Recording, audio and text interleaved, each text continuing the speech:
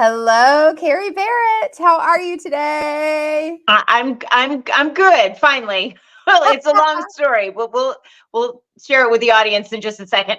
Oh my gosh, yes. You never know with technology, and this is my Mhm. first time using StreamYard to go live like this in a long Yeah. time, and your internet went down. Yeah, I have no internet, so I'm on my phone using cellular data. And we didn't even know if we could go on StreamYard on my cell phone. We just discovered it. So if you're watching and your internet ever goes down, you can in fact use your browser to go live on StreamYard on your phone, even though there's not an app. And exactly, my audio is coming in and out. It's one of those things, and you said it best, Carrie, to me in the email. You were like, the show must go on. We Yeah. will figure this out. As a theater person, I absolutely love that. Well, thank you so much for tuning in today. If you were tuning in, we know that you have a fear of showing up on camera, maybe doing this exact thing that Carrie and I are doing that would help your business grow. And we want to get to know you. We want this to be super interactive. So whether you're tuning in on YouTube, LinkedIn, Facebook, in the private group, feel free to comment, but we want to know where you are tuning in from. So go ahead and put your city down below and let us know where you are tuning in from today.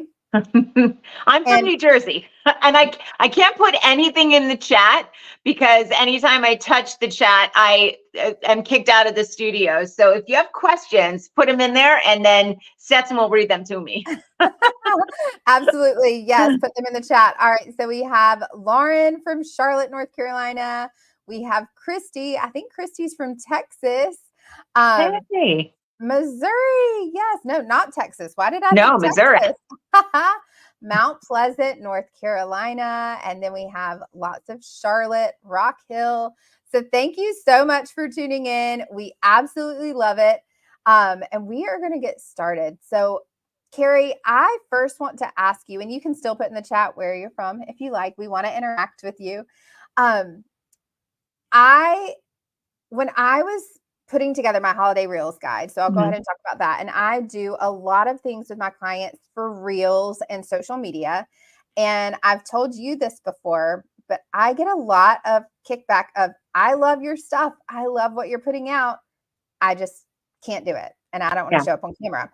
So I knew who to ask to come do this live with us today. And I want you to tell everybody a little bit about who you are and why you're the go-to expert for this. Well, thank you for having me, and thank you for watching. Those in the audience, I certainly appreciate it.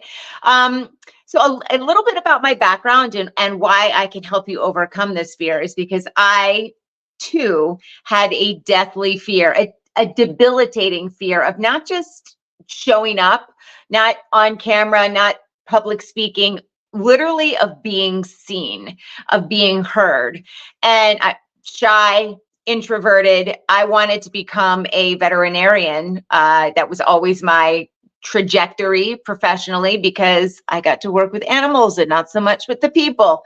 That was not to be. And I ended up taking that fear and turning it into a 2-decade career on broadcast news as an anchor. I finished up at NBC in New York City. I have a couple of wrong side. I have a couple of Emmys under my belt. So I know I'm not terrible at it. And I guess the bottom line here is if I can do it, absolutely anybody can do it. My debut on video was a live newscast with like all of the errors and all of the flaws out there for everybody to see. And there were no takebacks or editing. So my at the end of the day, my sort of bottom line is you can absolutely do it. It just has to be that your purpose has to be bigger than your fear. And we can dive into that a little bit as well. I think we should dive into that too. And I know you have some things you're going to go over, but I think that is so true because I think the majority of people now, especially some of the entrepreneurs in here who are in my membership, we know that we need to show up on camera, that we should show up on camera. But sometimes I think those words, I need to, I have to, it holds us back even more. Yeah, you should say, I get to show up on camera. I know. And people think it comes easy to me. It doesn't. So, and I'll talk more about that in a bit, but we want to kind of get to know y'all a little bit before Kerry talks and gives you some tips to overcome your fear. But we want to know, what does hold you back from getting on camera? Is it a self-confidence thing? Is it you don't like the way your voice sounds? I know I was telling Kerry, I don't like my lazy eye. And she was like, you have a lazy eye? I was I like, didn't even notice. We are our own worst critics. Nobody notices 90% of the stuff that we hate about ourselves. We're picking through all of it with a fine-tooth comb. Nobody else is. Truly, Yeah. truly. But I mean, and my mom will call me out on it. She will. So let's see if anybody, you were camera ready. Thank you, Russell. I Yes. don't feel fab all the time, but I show up anyway. There you go. I appreciate that. Emma says confidence and fear of being judged. I Yes. think that's a big one. Kerry, do you want to talk on that one? Like just That- the fear of that's- what other people think. 100%. And that is absolutely the top reason. And I have like sort of the 10 biggest fears that people have, and I'll sort of walk through them. But if I can, I'd love to jump into some of the sort of psychology behind this, because Please. it is, I don't know if you've ever seen the Jerry Seinfeld skit where he's doing stand-up and he talks about how people fear public speaking more than they fear death, which means they'd rather be in the casket than delivering the eulogy. And there's a reason that many of us feel that way. And the reason it's hard to deprogram is because it goes way, way back into our caveman brain. So when we were cavemen millennia ago, when we lived in a cave with a clan of other cavemen and women, we depended on that pack to be safe. So if we were rejected out of that, caveman pack, is it pack, herd, group? I'm not sure, out of that clan, then we were sent outside of the cave alone to a sure death. There's a saber-toothed tiger around every corner. And so we fear being judged, because if we're judged, then our cavemen clans will reject us and kick us out, lowered status, and now we're facing a sure death. And so one of the reasons and how that plays out when you're in front of an audience, whether you're on a stage or whether you are in front of a camera, whether it's live or recorded, none of that matters. What we have a tendency to do is we have a tendency to sort of shrink. If we're brave enough to get on, we still have a tendency to shrink. And what I mean by shrink is we tend to limit our vocal variety, limit our vocal range. We tend to limit our movements. We probably limit our projection. And the reason, also part of the caveman brain, is because when we were in front of a predator, or we were out on the horizon, up on a stage in front of a lens, and there was a predator in front of us, in this case, the audience, if we made loud noises and big gestures, we were going to draw the attention of that predator. And so when we're in front of a lens, or we're in front of a camera, in front of a stage, we don't want to make big gestures or speak loudly or draw attention to ourselves, because our caveman brain still sees that audience as a predator. And if we attract the predator to us, then we go back to the caveman, which now our cave people are in jeopardy as well. And so they're angry at us. They don't want to be anywhere near us. So again, kicked out, rejection, lowered status, and a sure death. So it's sort of, it ties way, way back. We have to be very intentional about overcoming that. There was a study that was done, I believe it was in USC, and this was back in the mid 90s, I believe. And they took two groups of students, and they had, similar intellect, similar fields of study, and they put them into two distinct groups. And they had each group, I believe there was 10 in each group, work on a task. And the tasks for the groups were both exactly the same. One group was left alone to do the task. The other group was photographed as they were doing the task. And what they discovered was, as soon as those cameras came out and that group was being photographed, their self-confidence took a nosedive, and their happiness took a nosedive. And there's a couple of reasons that they speculate that that happened. Number one, it's because when we can see ourselves on camera, there's no more sort of illusion of, oh, maybe nobody will notice I put on that 10 pounds, or maybe nobody will notice that, I don't know, whatever your fear is, my nose is big, or my voice sounds nasally. That sort of illusion that we sometimes create for ourselves, it's gone. It's reality. And so that factors into it as well, aside from, again, the fear of being judged. So there's a lot going on. And again, because it's, millennia old and it's sort of baked into our DNA, it takes a very special person to just be born with the ability to perform. I certainly was not that way. I was not a natural performer. Like I said, I was terrible and terrified when I first started in the news. But what I noticed, and what I now know to be true, is that it really was doing it daily that made the difference. I couldn't go into my news director and say, like, oh, sorry, I'm scared today, I can't go on air. Bye-bye, Kerry. Then that's what you're here to do. And so it was that incremental, it might have only been a minute on Monday, and maybe it was only 90 seconds on Tuesday, but I had no choice. I had to do it. And that's what really made the change. If you're like thinking about getting on video, two things, and then I'll dive into the fears. The best way to get really good on video as quickly as you possibly can is to do live, just like this, because you don't have the benefit of post. By post, I mean post-production, editing. You have to dig yourself out of whatever hole it is that you have dug yourself into. You lost your words, which I've already done several times. You don't know what your next point is. Maybe your slides went down, or the internet went out and you're on your phone. Like, there's a whole slew of things that could go wrong, but you have to figure out how to overcome them. And Stetson, like you and I said, the show must go on.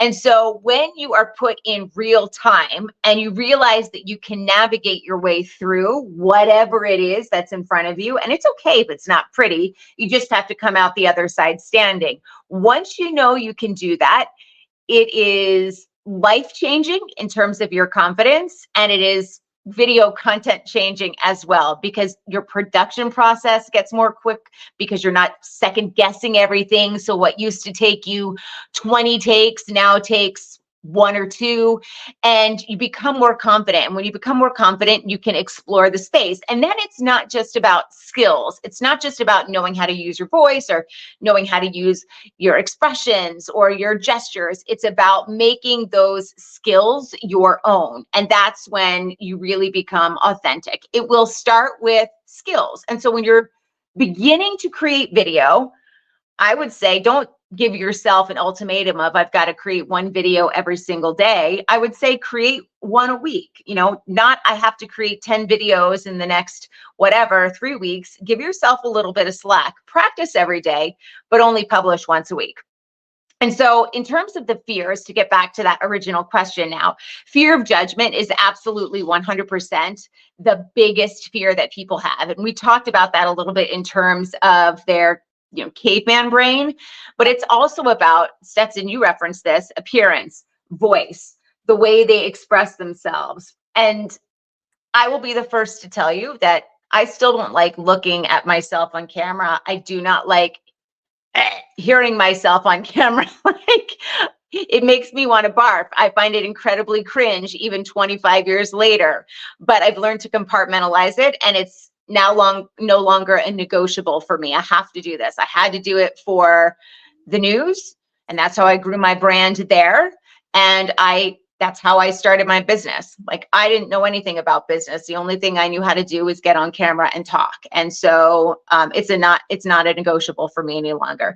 The second sort of goes along with that, and that's the fear of making mistakes, because there is sort of that the high pressure feel. We put that pressure on ourselves to be perfect, which is a futile. I mean, that's never going to happen. That is a lost cause. Give it up. 25 years on camera and on air. I've never had a perfect show. I never will have a perfect show. I'll never have a perfect video, but you learn to compartmentalize it, because if you're creating every day, you are becoming accustomed to that feeling, that sort of high pressure, and it dials it down a little bit. It's sort of like, desensitization. Once you put yourself in that position for, a month or 2 months, you're practicing, you're posting every now and then, you begin to become desensitized to it. Once you're off camera, you may get a rush of feelings back again. That sort of is like, what did I do? I can't believe I did that. And now I posted it, and people are going to mock me, and they may not even mock me to my face. They may be mocking me behind my back, but in the moment, you know that you have to do it, and that's how you overcome it. The third one is what I referenced in my comments about the Jerry Seinfeld stand-up skit, which is your fear of public speaking. And again, that goes back to the caveman brain, our fear of being looked at. I saw a comment, I think, that popped up that says, I don't like all of the attention on me. There you go. Yep, Alan, I don't like the attention all on me. And that's what video is about. I mean, you're right. And it's scary as heck for a lot of people, because, we have a very limited field of vision. We have a narrow field of focus, and the attention is all on you. I'm going to talk about how to get over that once I get through these fears.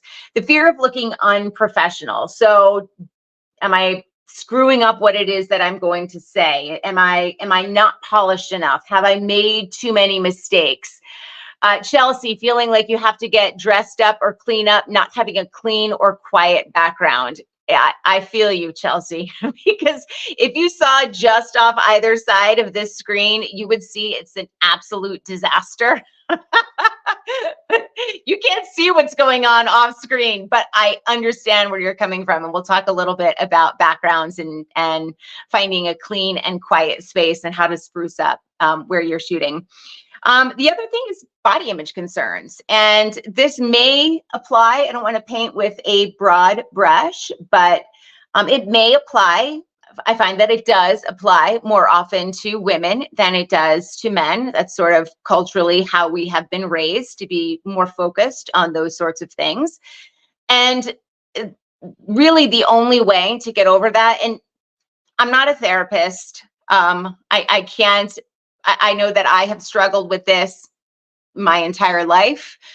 Being in the news with pretty people all around me certainly didn't help at all. But it's one of those things where, similar to what Stetson and I spoke about at the beginning of the show, where she said she hated her lazy eye. And I'm like, I didn't even notice it. We've done, I don't know how many Zoom calls, and I've seen you on hundreds of reels, and I've never noticed it. So those things that you don't like about your body or your face, nobody else has those same thoughts. And if they do, oh well, I mean, that's their problem. People never punch down. The trolls never punch down. They always punch up. So if you're in the arena and you're doing the thing, and somebody's sitting off in the stands, in the nosebleed seats, critiquing you, that's their problem, because that doesn't have anything to do with you.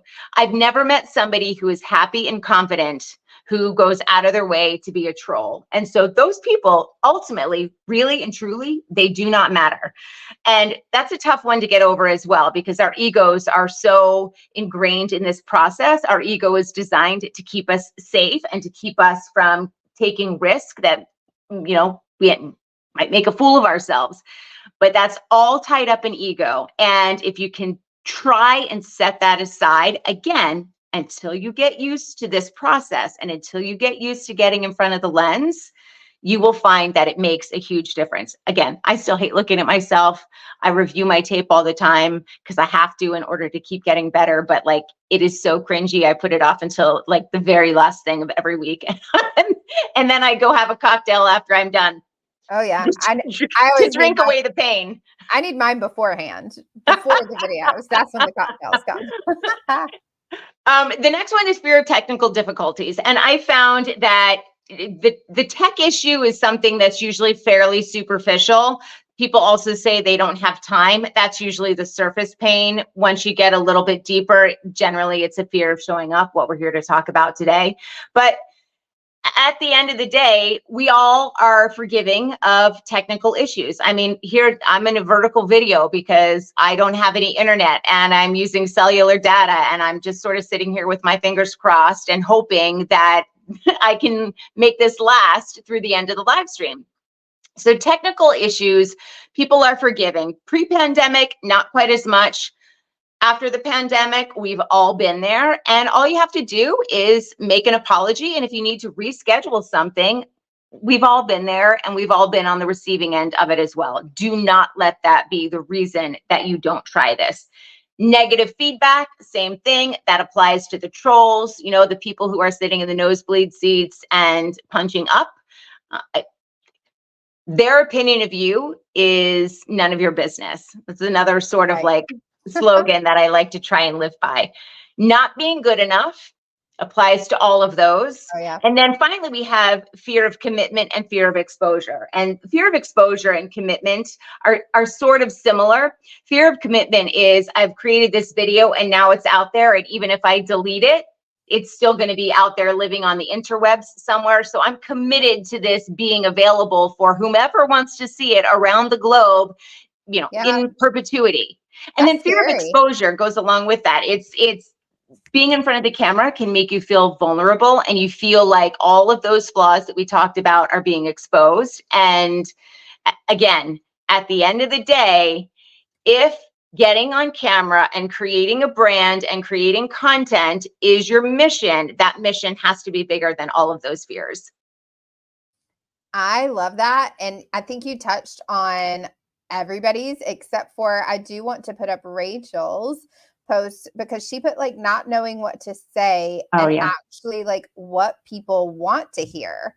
So that might hold people back too, of just like, I don't even know what my audience wants to hear. So what would you say to Rachel on that? So there's a couple of things, and Rachel, I can send you some links to some worksheets that I have that really help you hone sort of your thing and your audience's thing. If you're working with Stetson, you probably have a fairly good handle, or she does, on that already. But what I would say is one of the easiest ways to figure out what your audience wants to hear is to go live and host an AMA and ask me anything. And you will find out exactly what they want to hear. And you might get 10, 15, you might get 5 questions, but they're questions that your audience is curious about. And then you can create content around all of those different elements. And as you move through this process, you will find that the more you create video, the more you hone your message, and the more you hone in on exactly what your audience wants to hear and wants to know. And each time you do it, you move a little bit closer to narrowing until you finally hit it spot on. Hosting a live is a great way to figure out exactly what they want.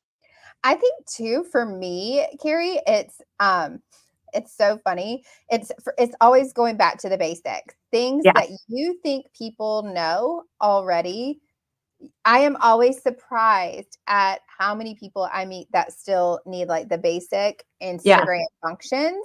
And I'm like, well, these are the questions I should be answering. So look at your text messages, look at your voicemails, or listen to your voicemails and see what people are asking you. And then that's what you go live and talk about too.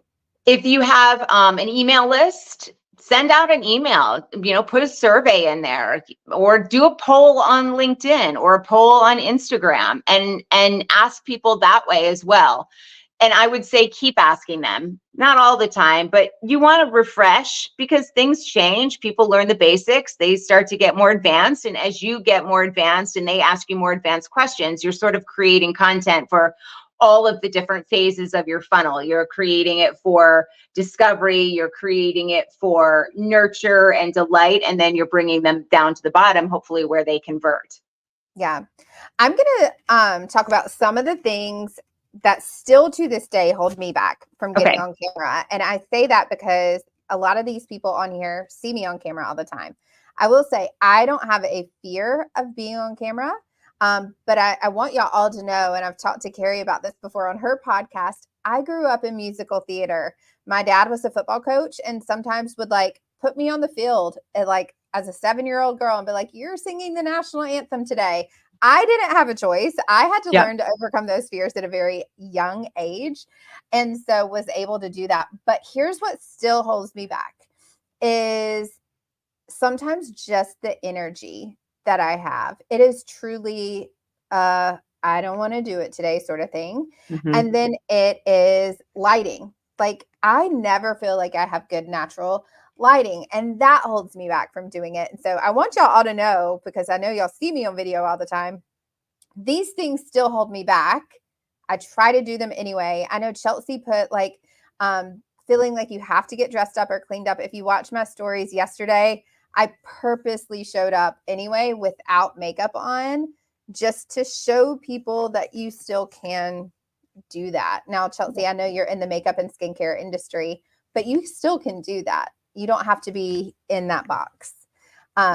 She could do like a tutorial about skincare and makeup. I don't know if you've ever done that, Chelsea. I have to check out some of your content, but I mean, you could show up without any makeup on and put it on for a live audience and have them ask you questions as you're doing it. Yeah. And I want to ask the question too. So if you're watching live right now, what has your experience been, good or bad, with showing up on camera? How did it make you feel? What were some of the fears that you had? Did you feel good about it? Because like Kerry said, it's a commitment. And Kerry, I've never even thought about it that way before. Now maybe you created a new fear in me. I'm sorry. Like, oh, it's out there. It is out there. And then also, I think another point that we haven't even touched on too, because we've talked about like feeling judged and stuff like that too. What would you say to the people? I see a lot of females. I don't see any men on here. So I'm going to use females as an example. As a wife, entrepreneur, you are that boss, CEO, you're ready to post some videos. What do you do if you have family members that are like, this makes me feel uncomfortable? If they're on camera or they're uncomfortable watching With you? You being on camera and like exposing yourself and your business. And I know it truly probably comes from them like being concerned, but I don't know if that's ever a question that you've had before.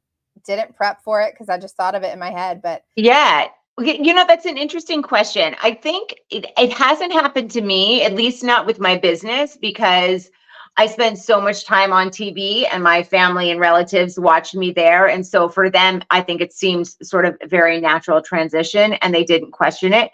But I have heard other people say that their families either don't understand what they're doing or why they're doing it. And in fact, it probably applies to their business in general and not just the content that they're creating on camera. And I would say to that they don't understand, at least this is my experience, the people who don't understand social media, don't understand personal branding. I mean, that's really what this is about. Being on camera is about marketing and creating a brand and of course selling. But if they don't understand those sort of foundational elements, and if your family members are older, the way mine are, they don't really understand social media, period, beyond like Facebook to look at pictures of family. And I mean, it is what it is. You don't have, if this is your mission, you don't have a choice to not do it. It's part of who you are and it's part of growing your business and growing your brand. And so I would say to them, listen, I may be sharing things about myself. I'm not sharing anything about the family. I won't post any pictures of you or talk about my family or relatives in a negative way unless I ask for your permission to share a story. And so anything beyond that, I mean, it's really not their concern. I don't know how else to describe it. I say that from my experience, that in like past relationships where they're like, oh, you're on video again, or like you're posting another video. And I'm like, this is my job and it's what I love to do. Yeah. So, you make a good point. I wasn't thinking of like relationships or my spouse. I will say sometimes I'm like recording a video, as not as I'm driving, but as my husband is driving, and maybe my kids are in the back seat and they're like, "Oh, why are you doing this again?" And I'm like, because these little snippets and elements of like sort of behind the scenes, it creates the emotional connection. It's not always about product, and it's not always about service. It's about the people as well. And so I know that I love seeing people that I follow, sort of their behind the scenes stuff. And again, your family's probably not going to understand that because they're using social media and video if they are using it for something else entirely. But it's your business, and it's how you need to show up and how you need to grow. I heard this on a training yesterday. It was through a friend, but it was a training that she did. And she blew my mind with this statistic. She said, when you have, and this is for email following, LinkedIn, Facebook, any of your followers, if they are real, true followers, let's say you had 50,000 followers, they account for 95 cents per follow for your annual income. So that would be right under, I think I added it up, it was like $46,000. You can depend if you have 50,000 followers and you are showing up on camera and you are doing your offers. So I know Emma and here, Allie, like a couple of people, this might really truly apply to your business. Think of that. So for me, I think I have around 6,000 followers. So I know that I can probably count on right under 5,000 to come in through just social media per follower. So that was an industry average. Some people are going to do way better. Some people aren't, but I can promise you're going to do better. And that number will be above average if you're showing up on camera. And if 100%.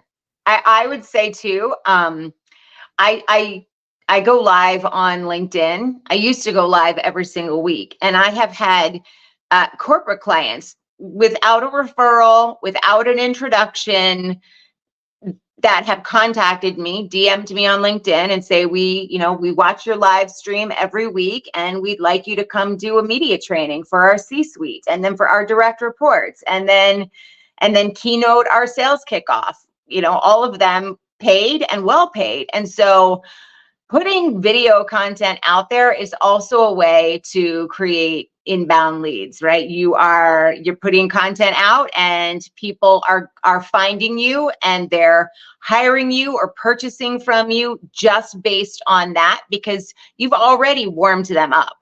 And so I would say there's a lot of opportunity in terms of bottom dollar as well, the more you're out there. And live streams are a great way to do this. They're really great for building trust. And I say that if y'all have followed me on Instagram for any amount of time, you know that I have my personal brand has changed over the years. I have had so many different entrepreneurship journeys. So there are still some people following me from when I used to own a clothing boutique and retail store just because they're interested in my journey. Just I'm sure as Kerry does too. People followed her from the news days and are now like, well, what is she doing now? So people will follow you. They may never comment. They may never engage, but they are watching. And I know that can be scary. But just like Kerry said, it does take just a little bit of practice every single day. I say get an accountability partner.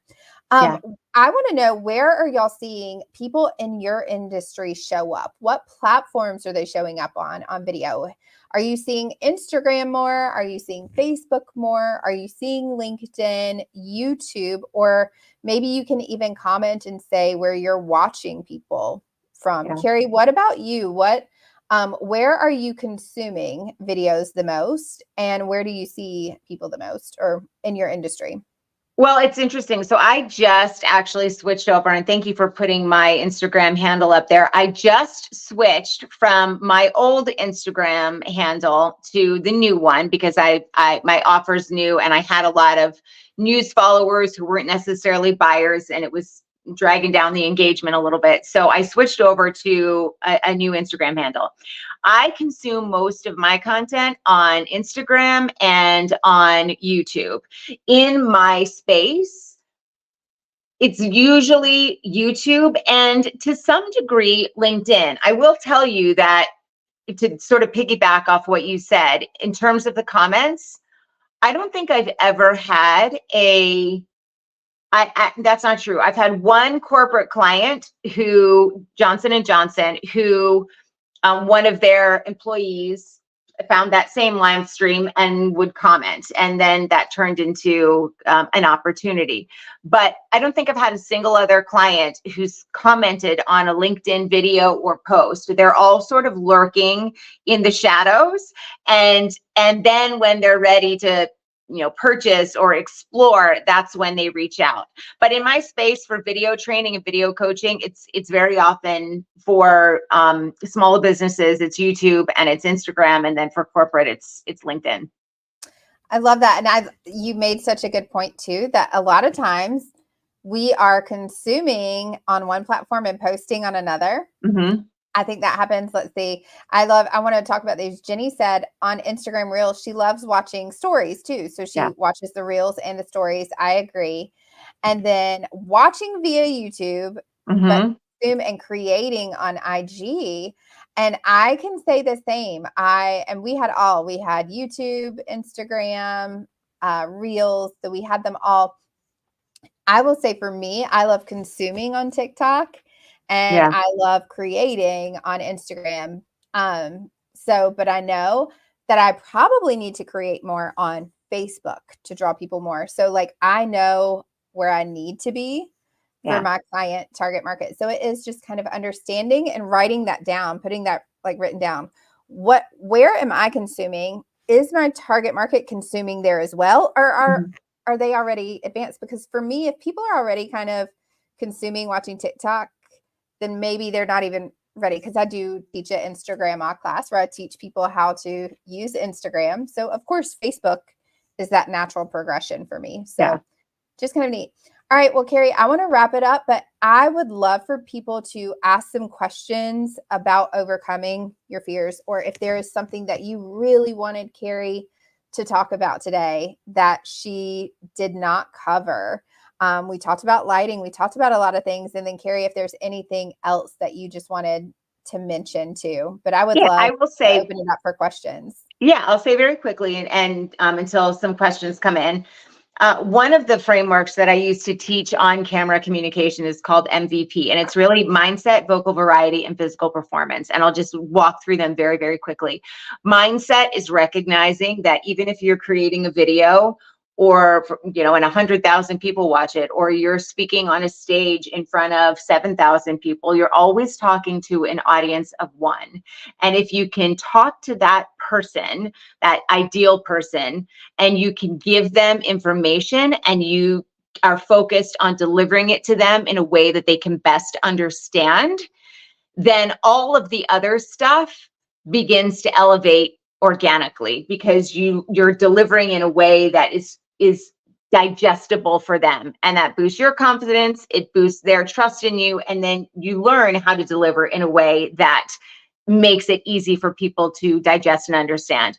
Vocal variety, one of the things we tend to shrink is our vocal range. And so every time you change your voice or you change your pitch or your pace, it's a pattern interrupt. And it's more important for longer form videos, but each time you can change your voice, you are drawing your audience back into you.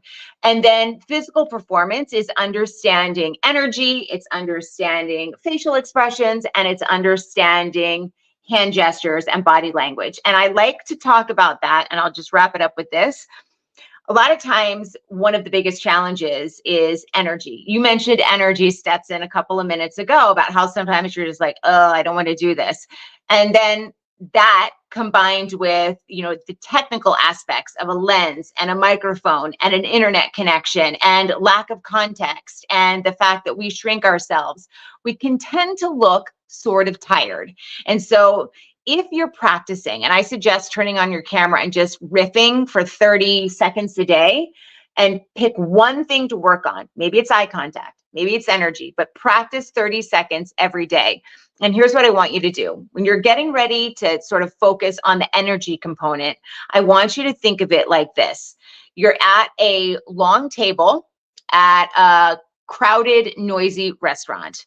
And there's somebody who's sitting 4 seats down from you, and you're trying to talk over the noise and the crowd and communicate with that person. what are the things that you naturally do? You probably lean in to indicate there's something important or exciting. You probably gesture.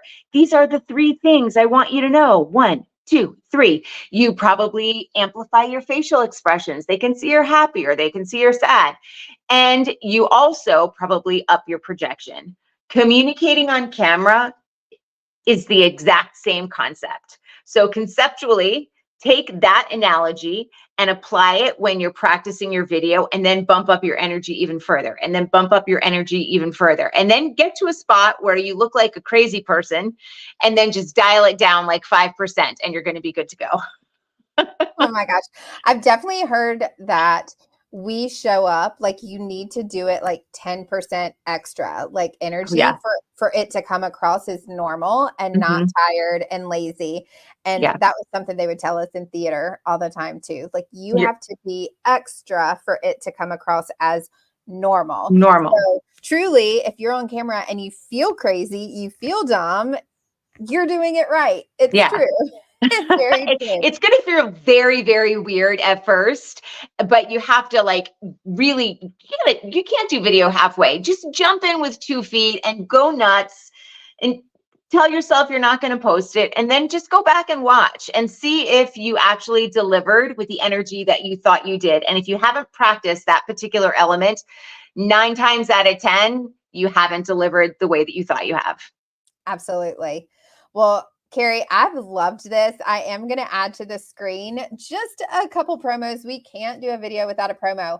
If you want some of those freebies that Kerry was talking about, I know for a fact that she has a ton of freebies that she can give you. So just send her a message. You can scan this QR code or follow her on Instagram at I am Kerry Barrett. You can also follow her on YouTube, LinkedIn, all of the places. Just search for her name or I am Kerry Barrett.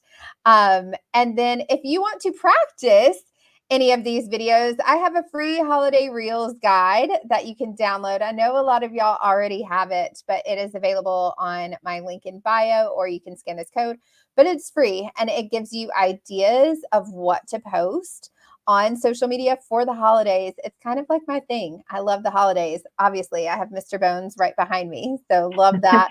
But be sure to let Kerry know if you want any of her freebies. She does have some good ones, and I know she has some recommendations for some lighting, different AI tools and stuff that are coming out too. So be sure to follow her as well, because she's giving some great advice on Instagram and some of her videos as well.